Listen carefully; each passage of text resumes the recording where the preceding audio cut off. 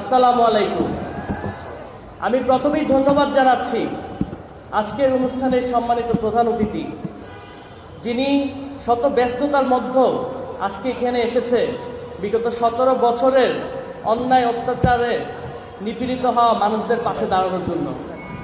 আমি আরও ধন্যবাদ জানাচ্ছি আজকের এই অনুষ্ঠানের সম্মানিত সকল অতিথিবৃন্দদেরকে আপনাদের মূল্যবান উপস্থিতি এখানে আসার জন্য।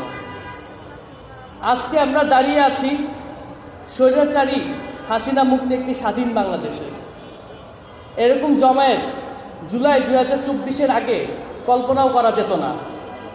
কথা বলা যেত না হাসিনার বিরুদ্ধে। ফেসবুকে কিংবা চায়ের দোকানে তার বিরুদ্ধে একটা টু শব্দ করলেই উঠিয়ে নিয়ে যাওয়া হতো, বন্ধ করে রাখা হতো আয়না ঘরে, ক্রস ফায়ার দিয়ে লাশটাও গুম করে দেওয়া হতো, কখনো ফেলে দিয়ে আসা হতো হাত পা ফেলে, যাতে আর কখনো পরিবার তাকে খুঁজে না পায়। আজকে আমরা এমন একটা দিনে আমরা এখানে দাঁড়িয়েছি যেখানে সেই রক্তক্ষেকো হাসিনার ফাঁসির রায় এসেছে তারই বানানো স্পেশাল কোর্ট থেকে। যেমনটা শহীদ সালাউদ্দিন কাদের চৌধুরী বলেছিলেন, এই কোর্ট যেন বন্ধ না হয়, এই কোর্টেই একদিন হাসিনার বিচার হবে। হাসিনার মৃত্যুদণ্ডের রায়ও এসেছে এই কোর্ট থেকেই। আমাদের সেই শ্রদ্ধেয় শহীদের কথা অক্ষরে অক্ষরে পূরণ হয়েছে। প্রিয় উপস্থিতি, আজ আমরা এখানে শুধু একটি অনুষ্ঠানে জড়ো হইনি। আজ আমরা দাঁড়িয়েছি ইতিহাসের অন্ধকার অধ্যায় ছিঁড়ে ফেলার দৌড়ে।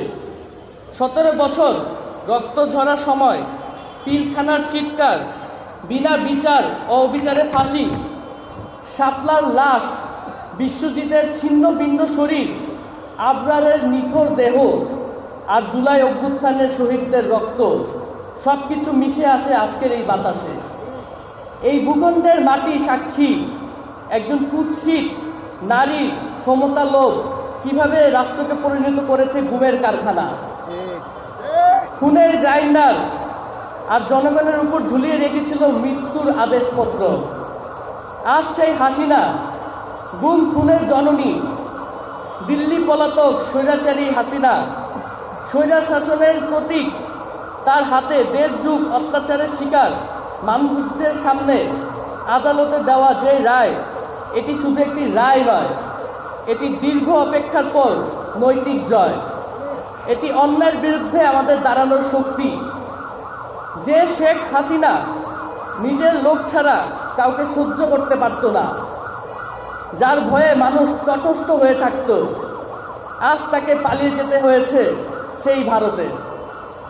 এই দিন নিজে নিজে আসেনি, এর জন্য কত মায়ের বুক খালি হয়েছে, স্বামী হারিয়েছে কত নারী, কত সন্তানরা হারিয়েছে তার বাবাকে। জুলাইতে আমরা দেখিয়ে দিয়েছি আমরা বুলেটকে ভয় পাই না। শহীদ আবু সাঈদের 2 হাত টেনে মৃত্যুকে আলিঙ্গন দেওয়ার যে দৃশ্যটি, সেটি প্রমাণ করে দেয় আমরা মৃত্যুকে ভয় না পাওয়ার প্রজন্ম। শহীদ তাহমিদের বুক ঝাঁঝরা করে দেওয়া গুলিও আমাদের ভয় দেখাতে পারেনি। আমার ভাই মুগ্ধকে থামাতে পারেনি রাস্তায় নেমে জীবন দিতে, থামাতে পারেনি 2000 শহীদকে জীবন দেওয়া থেকে। যে ওয়াসিম 16 শহর স্টেশনে বলেছিল চলে আসুন, নিজের প্রাণ বিসর্জন দিয়ে বুলেটের মুখের সামনে দাঁড়িয়েছিল। যে হাসিনা কাউকে পছন্দ না হলেই তুলে নিয়ে যেত, সে আমাদেরকে এত ভয় পেত যে তুলে নিয়ে গুম করে ফেলতো। এখানে তার জীবন প্রমাণ হিসেবে আছে গুমের শিকার হয়ে মৃত্যু থেকে ফিরে আসা আমাদের আজকের এই অনুষ্ঠানের সম্মানিত প্রধান অতিথি জনাব সালাউদ্দিন আহমেদ, যাকে রাতের অন্ধকারে দেশ থেকে তুলে নিয়ে গিয়ে বিদেশে ফেলে দেওয়া হয়েছিল। যে সালাউদ্দিন আহমেদ সে অপহরণ করে ভিন্ন দেশে ফেলে দিয়ে আসা হয়েছিল, আজ তিনি এখানে বসে আছে আমাদের সামনে, আমাদের সামনে নিজের মাতৃভূমিতে। অথচ খুনি হাসিনা দিন দুপুরে পালিয়ে দিল্লি চলে গেছে। তাকে কারো জোর করে নিয়ে যেতে হয়নি, তাকে এই দেশের জনগণ তাকে বাধ্য করেছে এই দেশ ছাড়ার জন্য। যে হাসিনা বেগম খালেদা জিয়াকে জোর করে ক্ষমতার অপব্যবহার করে বাড়ি থেকে উচ্ছেদ করেছিল, সেই হাসিনা আজ নিজেই ঘর ছাড়া, দেশ ছাড়া। যে হাসিনা অসুস্থ বেগম খালেদা জিয়াকে চিকিৎসায় মৃত্যুর মুখে ঠেলে দিয়েছিল, সেই হাসিনা আজ দিল্লিতে লুকিয়ে আছে নিজের প্রাণ বাঁচাতে। হাসিনা আর কখনো ফিরবে কিনা জানি না, ফিরলে আমরা তাকে বিচারের মুখোমুখি করবো ইনশাল্লাহ।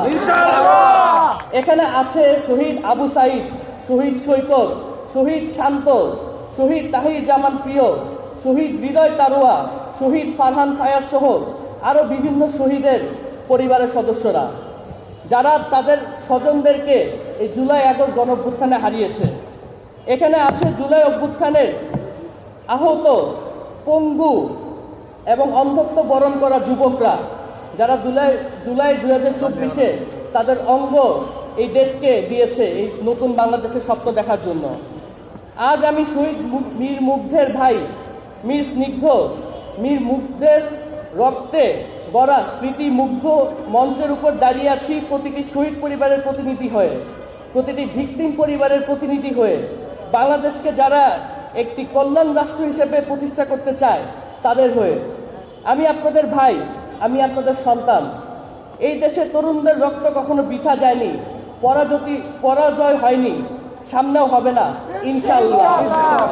যে আগুনে ফ্যাসিস্টরা সাপ্লাই বন্ধ করতে পারেনি, যে আগুন আবরারের রক্ত দিয়ে নেভাতে পারেনি, যে আগুন জ্বলে উঠেছিল জুলাই গণ অভ্যুত্থানে, সেই আগুন আজ নতুন করে জ্বলে উঠেছে এই শোকরানার মঞ্চে। আজ আমরা দোয়া করছি হাত তুলে নয়, হৃদয়ের রক্ত দিয়ে, শহীদদের রুহের মাগফিরাতের জন্য, আহতদের শক্তির জন্য, আর এই জাতির ভবিষ্যতের মুক্তির জন্য।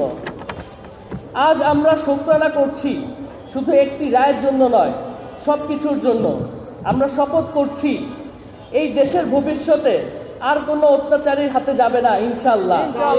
কোনো মায়ের বুক খালি হবে না, কোনো যুবকের লাশ আর রাতের আধারে গুম হবে না। যারা শহীদের রক্ত ঝরিয়েছে তাদের এই মাটি আর কখনো নিরাপদ হবে না ইনশাআল্লাহ।